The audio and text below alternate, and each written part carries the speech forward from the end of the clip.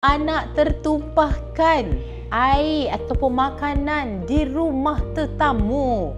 Kita raya ni kita nak seronok-seronok, kita nak happy-happy kan. Tiba-tiba anak bawa cawan, tertumpah pula dia atas kapet kawan tu. Apa yang patut kita buat? Adakah kita marah? Adakah kita terus panggil dia, cubit dia? Ataupun apakah tindakan kita? Pertama, of course lah, kita kenalah kemaskan dulu, minta maaf banyak-banyak.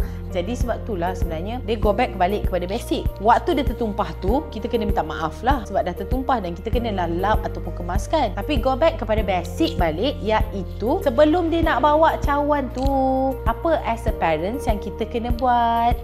Kita kena back sini, mami bantu. Mana nak duduk sini? Okey, letak kat sini. Ataupun air tu letak dekat mami, nanti awak nak minum awak datang sini. Boleh?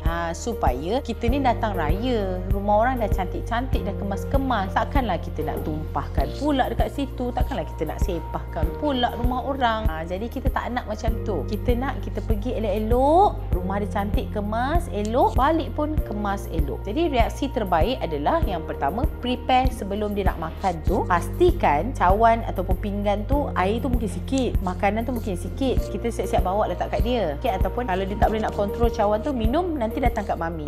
Bagi tahu awal-awal. Dan kita as a parents janganlah marah di depan anak-anak. Benda yang kita kena buat adalah, of course kita kena minta maaf dekat tuan rumah, dan dalam masa yang sama kita kena cakap dengan anak, okey tak apa, kali ni mami tolong lap, tapi pas ni cawan mami pegang. Bagi tahu reaksi, how we respond pada keadaan tu. Kadang-kadang terasa macam apa ni dah cakap dah tadi kan, nak marah-marah pula depan tu kan. Jangan, sebab hari raya ingat kita nak happy-happy, anak pun nak seronok-seronok. Kalau kita marah-marah depan orang, nanti emosi dia pun terganggu kan. Jom tanya mami, cuba komen.